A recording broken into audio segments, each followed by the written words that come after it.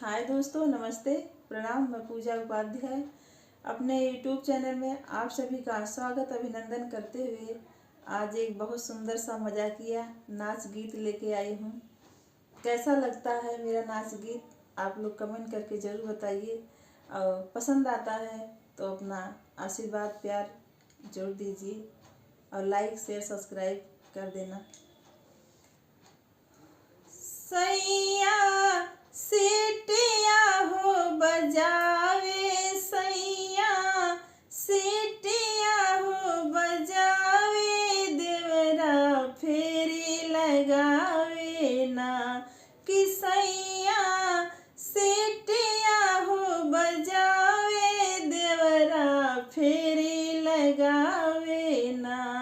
कि सैया सीटिया हो बजावे, देवरा फेरी लगावे ना।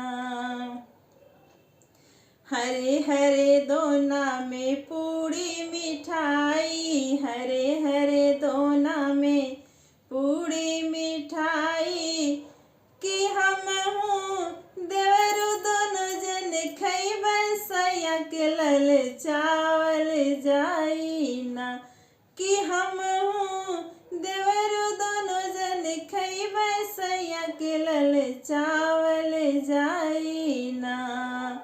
कि सैया सीटिया हो बजावे, देवरा फेरी लगावे ना।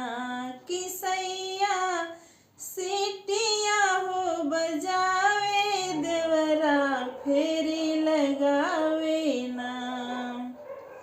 हरे हरे बोतल में ठंडा ठंडा पानी, हरे हरे बोतल में ठंडा ठंडा पानी, ठंडा ठंडा पानी हो ठंडा ठंडा पानी, कि हम हूँ देवरू दोनों जन पियबै, सैया के लल चावल जाई ना। कि हम हूँ देवरू दोनों जन पियबै, सैया के लल चावल जाई ना। कि सैया सीटिया हो बजावे, देवरा फेरी लगावे ना। कि सैया सीटिया हो बजावे, देवरा फेरी लगावे ना।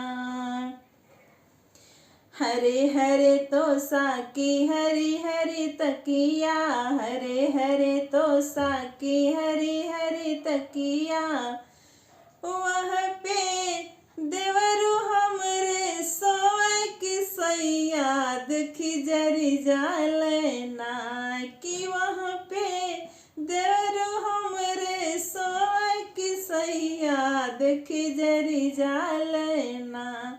सैया सीटिया हो बजावे, देवरा फेरी लगावे ना। कि सैया सीटिया हो बजावे,